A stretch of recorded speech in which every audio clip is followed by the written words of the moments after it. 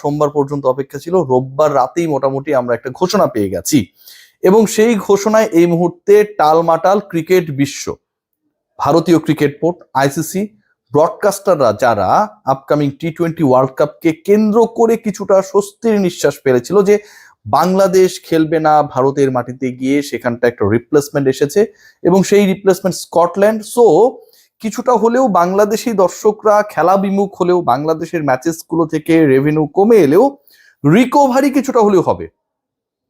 কিন্তু যেই রিকভারি কোনোভাবেই হবে না, কোনো দলকে দিয়েই হবে না, কোনো যুক্তি তর্ক বিনিয়োগে, এটা আসলে ব্রডকাস্টারদের ক্ষতি, আইসিসির রেপুটেশন, টিম ইন্ডিয়ার, মানে থাকে না যে যদি ওই ভারত পাকিস্তানের যুদ্ধ না থাকতো তাহলে হচ্ছে বলিউডের মুভি হইতো না, এরকম একটা আলোচনা রয়েছে।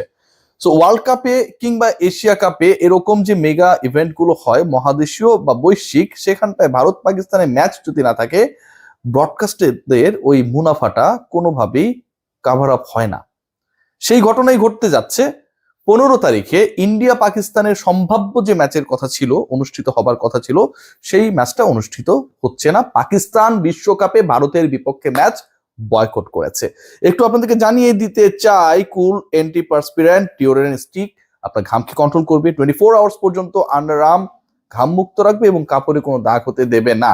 যদিও বিশ্বকাপের গায়ে মোটামুটি দাগটা পড়েই গেছে, পাকিস্তানের এই ভারতের বিপক্ষে ম্যাচ বয়কটের মাধ্যমে আরো কয়েকটা ঘটনা দারুণভাবে সামনে এসেছে।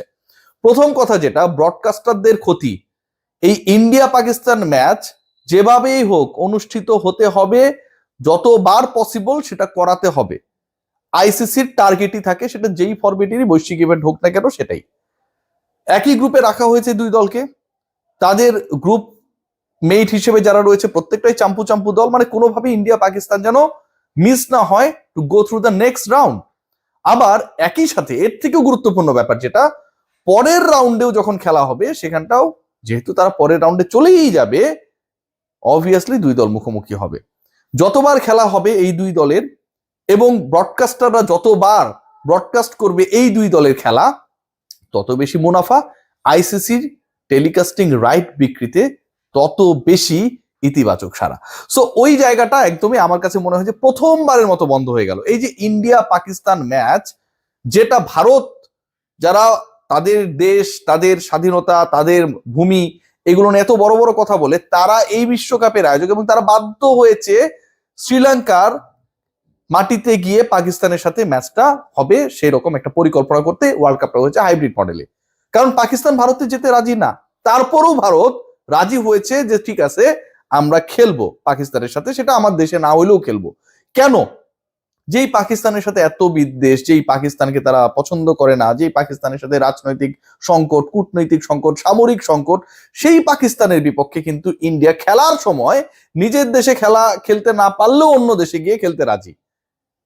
কারণ হচ্ছে ওই প্রফিট, ওই আইসিসির কন্ট্রোলটা ভারতের কাছে, বিসিসি এর কাছে। এখন ভারত শ্রীলঙ্কায় যাবে ঠিকই, বা যাওয়ার যে শিডিউলটা রয়েছে সেটা পালন করতে পারবে না ঠিকই, কিন্তু খেলাটা পাকিস্তানের বিপক্ষে আর অনুষ্ঠিত হওয়া সম্ভব না। ওয়ার্ল্ড কাপ হাইব্রিড মডেলে করার অন্যতম কারণটাই হচ্ছে যে ভারতের মাটিতে পাকিস্তান যাবে না, ভারতের বিপক্ষে ভারতের মাটিতে পাকিস্তান খেলবে না। যেই মডেলে হাইব্রিড মডেলে ওয়ার্ল্ড কাপ হচ্ছে, সেই মডেলে ইন্টারেস্টিং পার্ট যেটা, যে ভারতের মাটিতে যেই পাকিস্তান যেতে চায় না, সেই পাকিস্তান ভারতের বিপক্ষে শ্রীলঙ্কার মাটিতেও খেলবে না। ভয়াবহ না? এরকম লজ্জা, এরকম চর ইন্ডিয়ার গালি দেয়ার সামর্থ্য একমাত্র পাকিস্তানি রাখে এবং সেটা তারা দিয়েছে। বাংলাদেশকে কেন্দ্র করে যে উত্তাপ তৈরি হয়েছিল, যে ইস্যু তৈরি হয়েছিল, এবং সেই উত্তাপটা শেষ পর্যন্ত এমন একটা পর্যায়ে গিয়ে ঠেকলো যখন বিশ্বকাপ আনুষ্ঠানিকভাবে শুরু হতে মাত্র 3 দিনের অপেক্ষা, এবং সেই 3 দিনের অপেক্ষায় এমন একটা সিচুয়েশন ক্রিয়েট হয়েছে যেখানটায় আইসিসি আলটিমেটলি লজ্জিত। আইসিসির ব্র্যান্ড ভ্যালু, বাংলাদেশ ক্রিকেট বোর্ডের ভ্যালু নিয়ে আমরা অনেক কথাবার্তা বলি যে বাংলাদেশ ক্রিকেট বোর্ডের ভ্যালু কমে যাচ্ছে, আমাদের বড় বড় ক্রিকেটাররা নেই, বাংলাদেশ দল টি-20 বিশ্বকাপে যাবে না, বাংলাদেশে এন্ডোর্সমেন্ট গুলো এখন ঠিক আগের মতো না। খেয়াল করে দেখুন, ভারত পাকিস্তান ম্যাচ যখন হবে না এবং যখন একটা দল, একটা দেশ এটা মেনে নিচ্ছে, ঘোষণা করছে যে আমরা ইন্ডিয়ার এগেনস্টে ওয়ার্ল্ড কাপে খেলবো না, ঠিক তখন আইসিসির ভ্যালুটাও কমে যায়। কারণ আইসিসির ভ্যালুর সবচেয়ে বড় যে জায়গাটা যেটা ভ্যালু অ্যাড করে সেটা হচ্ছে দর্শক, এবং সেই দর্শকদের আকর্ষণটাই হচ্ছে ইন্ডিয়া পাকিস্তান ম্যাচ কেন্দ্রিক। সেই দর্শকরা যে অর্থ ব্যয় করে বিভিন্ন মাধ্যমে খেলা দেখে সেটাও ইন্ডিয়া পাকিস্তান ম্যাচ কেন্দ্রিক, এবং এই ম্যাচকে কেন্দ্র করে যে ধরনের ব্রডকাস্টিং মুনাফা ব্রডকাস্টাররা এবং একই সাথে আইসিসি করে সেটাও ইন্ডিয়া পাকিস্তান ম্যাচ কেন্দ্রিক। সো এটা কোনোভাবেই আর হচ্ছে না, সেকেন্ড রাউন্ডেও হয়তো হবে না। এখন যখন এটা হবে না, তখন এই বিশ্বকাপ থেকে আইসিসির ক্ষতি অপরিসীম। পাকিস্তানকে ডেফিনেটলি আইসিসি জরিমানা করবে, শাস্তি দেবে, অনেক কিছুই করার চেষ্টা করবে। এবং ইন্টারেস্টিংলি বাংলাদেশের উপর আইসিসির যে ক্ষিপ্ত অবস্থা সেটা একটু হলেও নতুন ভাবে ডাইভার্টেড হয়ে গেল ফ্রম নাও। কারণ তাদের সবচেয়ে বড় চট্টা, প্রথমত বাংলাদেশ খেলছে না, বাংলাদেশের একটা বিশাল ভিউয়ারশিপ রয়েছে, আপনাকে ভাই এটা অ্যাকসেপ্ট করতে হবে। বাংলাদেশের যে ভিউয়ারশিপ রয়েছে, ধরেন ইন্ডিয়ার প্রচুর ভিউয়ারশিপ রয়েছে 100 কোটি প্লাস, বাংলাদেশের কি 15 কোটি আপনার কাছে খুব ছোট মনে হয়? পাকিস্তানে 25 কোটি 30 কোটিকে কি খুব ছোট মনে হয়? এই যে 45 ক্রোর, অ্যারাউন্ড 50 ক্রোর, যদি বিদেশের যারা দর্শক রয়েছে এই দুই দেশের, তারা যখন ভারত পাকিস্তান ম্যাচ দেখবে না কিংবা বাংলাদেশে খেলাগুলো হবে সেগুলো দেখবে না, তখন কিন্তু এটা অন্য একটা সিচুয়েশন ক্রিয়েট করে যেটা আইসিসি কে বিশাল অঙ্কের আর্থিক ক্ষতির সম্মুখীন করবে, কোনো ডাউট নেই।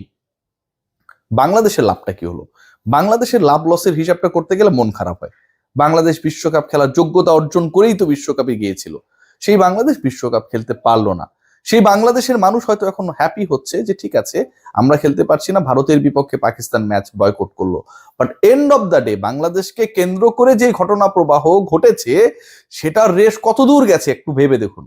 সেই রেশে ইন্ডিয়া পাকিস্তান ম্যাচ হচ্ছে না, সেই রেশে আইসিসি ক্ষতির মুখে, সেই রেশে ব্রডকাস্টাররা ক্ষতির মুখে, সেই রেশে পুরো ওয়ার্ল্ড কাপকে কেন্দ্র করে যে হাইপার ইস্যুটা থাকে যে ইন্ডিয়া পাকিস্তানের ম্যাচ মেগা ব্যাটেল, এবং যেই ব্যাটেলটার জন্য ইন্ডিয়া পাকিস্তান ব্যাটেলের জন্য একটা নোম্যান্স ল্যান্ড টাইপের জায়গা শ্রীলঙ্কাকে চুজ করা হয়েছে, সেখানটাতেও যখন পাকিস্তান ভারতের বিপক্ষে খেলতে রাজি হয় না, এটা ভারতকে এক কথায় অপমান করা, আইসিসি কে অপমান করা, এবং একই সাথে তাদের টোটাল যে কমার্শিয়াল মডেল সেটাকে হুমকির মধ্যে ফেলে দেওয়া। এটার কোনো উত্তর নেই, এটার কোনো সমাধান নেই। বাংলাদেশকে সরিয়ে আপনি স্কটল্যান্ডকে ঢুকিয়েছেন, আপনি এখন কি করবেন? ওই যে 15 তারিখের ডেডলাইন, সেই ডেডলাইনে ওই পার্টিকুলার মাঠে ওই ফিল্ডে খেয়াল করে দেখবেন সবকিছুই রেডি থাকবে, কিন্তু পাকিস্তান সেখানটায় নাই। শ্রীলঙ্কায় অবস্থান করেও পাকিস্তান পার্টিকুলার ম্যাচটাতে ভারতের বিপক্ষে খেলার জন্য ওই মাঠে যাবে না, তারা তো শ্রীলঙ্কাতেই ম্যাচগুলো খেলবে, শ্রীলঙ্কাতেই অবস্থান করবে, কিন্তু শ্রীলঙ্কাতে অবস্থানকারী পাকিস্তান দল ভারতের বিপক্ষে খেলার জন্য পার্টিকুলার ওই মাঠে যাবে না, খেলতে যাবে না। এর থেকে বড় চর থাপ্পড় দাদা ভারতীয়দের গালে আসলে কেউ কি দিতে পেরেছিল? আমার কাছে মনে হয় সাম্প্রতিক সময় পারে নাই, গাটসি ডিসিশন। বাট বাংলাদেশকে নিয়ে বিশ্বকাপটায় যদি পাকিস্তান যেতে পারত, যে এলাইটার কথা আমরা দেখেছি সেটা যদি সত্যি সত্যি বাস্তবায়িত হতো, আনন্দের জায়গাটা হয়তো অনেক ভালো হতে পারতো। এখন পাকিস্তান ভারতের দ্বন্দ্ব দেখে আমরা আনন্দিত হচ্ছি, কিন্তু এই দ্বন্দ্বের ফল যদি এমন হতো যে বাংলাদেশ তারা তাদের ম্যাচগুলো শ্রীলঙ্কাতেই খেলবে, যেই দাবিটা আমরা তুলেছিলাম, সম্মান নিয়ে খেলবে, সেই বাস্তবায়নটা যদি হতো, তাহলে আমার কাছে মনে হয় 16 কলা পূর্ণ হতো। অনেকগুলো ফর্মুলা আমরা দেখছি, আমরা শুনছি, এবং এই প্রত্যেকটা ফর্মুলার সাথে জড়িত পাকিস্তান বিশ্বকাপে খেলবে কি খেলবে না, বাংলাদেশ বিশ্বকাপে যাচ্ছে না, এবং পাকিস্তানও যদি শেষ পর্যন্ত বিশ্বকাপে না খেলার সিদ্ধান্তে অটল থাকে, মানে এরকম যে সিদ্ধান্তের কথাগুলো আমরা শুনছি, তাহলে আমরা একদম জিতে যাব। এক হাত শক্তিশালী ছিল, তখন দুই হাত শক্তিশালী হবে। এই ফর্মুলাগুলো নিয়ে আলোচনা করব। সবশেষ যে ঘটনা ঘটেছে, যারা পাকিস্তানপন্থী ছিলেন, সাপোর্ট করছিলেন, অনেকে গালিগালাজ করছিলেন, আপনাদের যথেষ্ট মন খারাপ হওয়ার মতো উপকরণ উপাদান আজকের সারাদিনে জেনারেট হয়েছে। সেই ফর্মুলায় যাবার আগে একটা ফর্মুলা আপনাদেরকে জানিয়ে দিতে পারি, 3-in-1 ফর্মুলা, কুল অ্যান্টিপারস্পিরেন্ট ডিওডোরেন্ট স্ট্রিক, যেটা আপনার ঘাম কন্ট্রোল করবে, 24 আওয়ার্স আন্ডার আর্মকে শুষ্ক রাখবে এবং কাপড়ে কোনো দাগ হতে দেবে না। কিন্তু পাকিস্তানিরা, পাকিস্তান ক্রিকেট বোর্ড বাংলাদেশের মানুষের, বিসিবির মনে, অন্তরে, হৃদয়ে দাগ করে দিয়েছে ভাই, নো ডাউট। কি বলা হয়েছে, কি আলোচনা হয়েছে, এটা কিছুটা হলেও বিব্রতকর শুনতে এবং বলতে। কারণ আমি যতগুলো কন্টেন্ট বানিয়েছি পাকিস্তানের বিশ্বকাপ ভবিষ্যৎ নিয়ে, গতকালকেও যে কন্টেন্টটা বানিয়েছিলাম সেখানটায় বলা হচ্ছিল, যেই তথ্যটা পেয়েছিলাম, যে তারা তাদের দেশের সেনাপ্রধান ফিল্ড মার্শাল আসিম মুনির তার ডিসিশনের জন্য ওয়েট করছে। ফ্রাইডে অর মানডের যে ডেডলাইনটা দেওয়া হয়েছিল সেই ডেডলাইনের মধ্যে পাকিস্তান একটা বড় ডিসিশন নিতে যাচ্ছে, যেহেতু ফিল্ড মার্শাল আসিম মুনির এই ব্যাপারে ফাইনালি ইনভলভ হয়েছে regarding their participation in the upcoming টি-20 ওয়ার্ল্ড কাপ 2026 ইন ইন্ডিয়া। এখন জানা যাচ্ছে যে পাকিস্তানের প্রধানমন্ত্রী শাহবাজ শরীফের সাথে মহসিন নকভির যে বৈঠক হয়েছিল, যেই বৈঠকটা হয়েছিল সোমবারে, গত সোমবারে হয়েছিল, সেই সোমবারের বৈঠকের পর আজকে প্রথমবার জানা যাচ্ছে শাহবাজ শরীফ বাংলাদেশের মানুষের জন্য যথেষ্ট দুঃখী, তার মন যথেষ্ট ভারাক্রান্ত। শাহবাজ শরীফের বুক ব্যথা করছিল, অনেকটাই বুকে বিঁধেছিল বাংলাদেশ কেন বিশ্বকাপে খেলতে পারবে না। কিন্তু সেই ব্যক্তি বলেছে যখন পাকিস্তান অংশগ্রহণ করবে না এবং এই নন পার্টিসিপেটিং নেশনে পরিণত হলে পাকিস্তান ক্রিকেট বোর্ডের, ইনফ্যাক্ট পাকিস্তান সরকারের যেই ফিনান্সিয়াল লসটা হবে এখান থেকে এখানে নামবে, সেটা তারা কনসিডার করবে না। সেই ফিনান্সিয়াল লসকে তারা গ্রহণ করে বাংলাদেশের পক্ষে ভাইয়ের পাশে এসে দাঁড়াবে, এরকম ডিসিশন নিতে পাকিস্তানের প্রধানমন্ত্রী শাহবাজ শরীফ আগ্রহী না। মানে বাংলাদেশের মানুষের জন্য তার বুকে ব্যথা রয়েছে, সেক্লো, ফিনিক্স, ম্যাক্সপ্রো, অনেক টাইপের যে ওষুধগুলো রয়েছে, গ্যাসের ওষুধ খাচ্ছে নিশ্চয়ই, কিন্তু সেই ব্যথাটা এতটা না যেই ব্যথা আসলে তার অর্থ হারানোর জন্য হচ্ছে। So Pakistan is going to be the participant of the upcoming টি-20 ওয়ার্ল্ড কাপ। এর আগে পরে যে ঘটনাগুলো ঘটবে এবং ঘটেছে সবগুলোই মোটামুটি নাটক বলতে পারি আমি। দেখুন, কারো পক্ষে বিপক্ষে বলছি না, end of the day Pakistan যেই সিদ্ধান্তটা গ্রহণ করছে, আপনারা সবাই সেই সিদ্ধান্তের ব্যাপারে জানছেন বিভিন্ন মিডিয়ার মারফতে, সেই সিদ্ধান্তে আপনাদের সাথে শেয়ার করছি। They are not intend to support Bangladesh regarding that case when they will not participate like this country. Second point, যেটা পাকিস্তানের ক্রিকেটার কবে ফ্লাই করবে, ক্রিকেট টিম সাবস্টাফরা কবে ফ্লাই করবে, এয়ার টিকিটও অলরেডি ডান করা হয়েছে।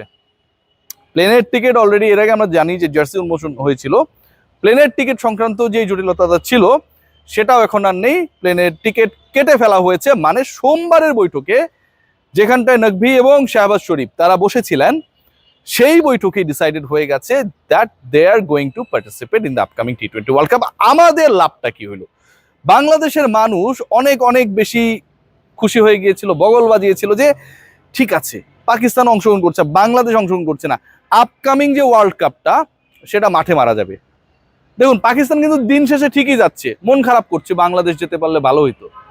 বাংলাদেশও দেখুন ডাবল স্ট্যান্ডার্ড, মানে যেই দেশের সাথে আমি স্পোর্টিং সম্পর্ক রাখবো না, কেন রাখবো না বা সেই সম্পর্ক থেকে সরে আসলাম, ভ্যারি লজিক্যাল, যে আমাকে অপমান করা হয়েছে, এটা তো লজিক্যাল। স্পোর্টসে যে ঘটনাটা ঘটেছে সেটা তো লজিক্যাল, সে কারণে আমি একটা ন্যাশনাল স্পোর্টস টিম পাঠাচ্ছি না, ক্রিকেট টিম। এখন আমি আরেকটা স্পোর্টসের টিমকে আমি ঠিকই পাঠাচ্ছি, সেটা শুটিং টিম। আমি ক্রিকেট টিমকে খেলার জন্য পাঠালাম না, শুটিং টিমকে আমি নিশানা ভেদের জন্য পাঠিয়ে দিচ্ছি। যেই ঘটনা ঘটেছে বাংলাদেশের সাথে, সেই ঘটনা ঘটেছে বাংলাদেশের স্পোর্টস মিনিস্ট্রির সাথে প্রথমত, কারণ প্রথম অ্যানাউন্সমেন্টটা এসেছিল স্পোর্টস মিনিস্টারের কাছ থেকে, স্পোর্টস অ্যাডভাইজারের কাছ থেকে, that we are not going to participate in India. এখন আমার প্রশ্ন হচ্ছে যে শুটারদের কি সিকিউরিটি অনেক হাই? এই অ্যাসুরেন্সটা কোথা থেকে শুটিং ফেডারেশন পেল? গভর্নমেন্ট কেন তাদের বেলায় জিও ইস্যু করবে? ক্রিকেট দলের বেলায় তো আসলে এই ঘটনাটা একইভাবে ঘটতে পারতো। অপমানটা কি মানে শুটিং টিম বাংলাদেশের বাইরে, মিয়ানমার থেকে রোহিঙ্গা তারা এসছে, তাদের গায়ে লাগে না?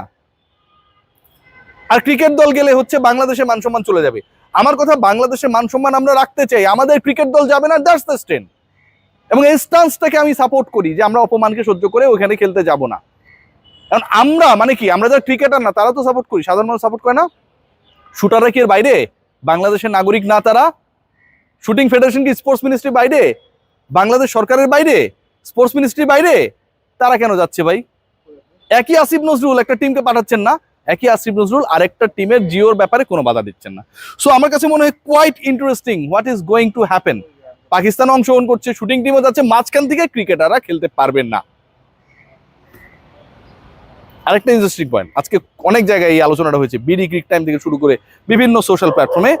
8 বার জয়শা মহসিন নাকভিকে কল করছে এবং নাকভি একটা কলও ধরে নেই। এটাতে আমাদের কি হয়েছে? কি লাভটা হয়েছে? বাংলাদেশের লাভটা কি হয়েছে? মহসিন নাকভি, জয়শা, তাদের মধ্যে ফোনালাপ হইলে কি, না হইলে কি? ফোনালাপটা হলে কি পাকিস্তান অংশগ্রহণ করার থেকে দূরে থাকতো, নাকি বাংলাদেশকে বলতো যে ঠিক আছে তোমাকে আমরা নিচ্ছি, শ্রীলঙ্কায় গিয়ে খেলো? কোনোটাই হইতো না। আমাদের সকল গণমাধ্যমে এই খবরটা যে জয় শাহকে পাত্তা দিচ্ছে না মহসিন নাকভি, আসিফ মহসিন নাকভি হচ্ছে বাংলাদেশের জামাতে ইসলামের আমির মিস্টার শফিক সাহেব অথবা তারেক রহমান সাহেব, এরকম লেভেলের কেউ, আমাদের আনন্দের শেষ নাই। নাকভি হচ্ছে জয় শাহর ফোন ধরে নেই, আমাগর আনন্দের শেষ নেই। কি কারণে ভাই? উনি কি ডক্টর শফিকুর রহমান নাকি তারেক রহমান? কেউই তো না। আরেক দেশের কে কার ফোন ধরে নেই সেটার মানে আমাদের কাছে কোনো প্রমাণও নাই, কিন্তু বাঙালির খুশির শেষ নেই। আমার কাছে মনে হয় ঘটনাটা উল্টা হয়েছে। জয় শাহকেই আসলে নাকভি ফোন দিছিল, এবং সেই ফোনটা 8 বার না আরো অনেকবার সেই ফোন দেওয়া হয়েছে। শেষ পর্যন্ত I am pretty sure Jay Shah Mohsin নাকভির ফোন ধরে নেই। এখন কে এগিয়ে থাকবে? যে আগে সার্কুলেট করবে। পাকিস্তানি গণমাধ্যম সার্কুলেট করে দিয়েছে মহসিন নাকভি জয় শাহকে পাত্তা দিচ্ছে না, জয় শাহ ফোন করে করে মোবাইলের ব্যাটারি শেষ করে ফেলেছে, কিন্তু মহসিন নাকভি ভাই ফোন ধরে নেই। এটাতে যে লাভটা হয়েছে, পাকিস্তানিতে কোনো লাভ হোক আর না হল, বাংলাদেশের মানুষজন বেজায় খুশি হয়েছে নাকভির ফোন জয় শাহ ধরে নাই। এতে আলটিমেটলি আমার কাছে যেটা দাঁড়াচ্ছে যে আমরা আসলে যে কান চিলে নিয়ে গেছে, চিল খুঁজতে খুঁজতে দিন শেষে কানের জায়গায় আছে সেটারও খবর রাখি না। আমরা আমাদের কানে তালা মেরে শুনতেও পাই না। বাংলাদেশের ক্রিকেট এখন যে পর্যায়ে রয়েছে সেটা একটা ভয়াবহ অশনি সংকেতের সামনে।